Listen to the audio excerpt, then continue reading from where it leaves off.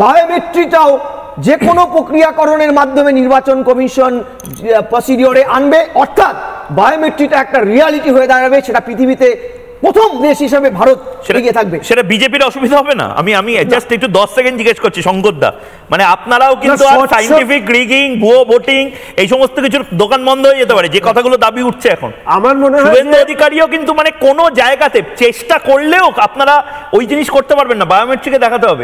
এটা আপনারা কি ভয়ঙ্কর একটা আগুনের খেলা খেলছেন। আমার মনে হয় স্বচ্ছতার সাথে বিজেপির যতখানি সম্পর্ক, দুর্নীতির সাথে তৃণমূলের সম্পর্ক ততখানি।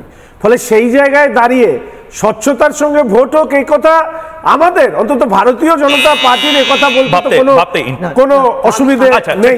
আমি একটা অ্যাড করে দিই, বিজেপি ক্ষমতা আসার পরেই কিন্তু ত্রিপুরা সেকেন্ড লার্জেস্ট অভিযোগ ইলেকট্রাল রোলে ছিল ত্রিপুরাতে ভারতবর্ষে। তারা কিন্তু সংশোধন করে 70% লিঙ্কের ভিত্তিতে নির্বাচনটা করিয়ে বুঝিয়ে দিয়েছে তারা এই ধরনের অনুপ্রবেশকারীদের চায় না।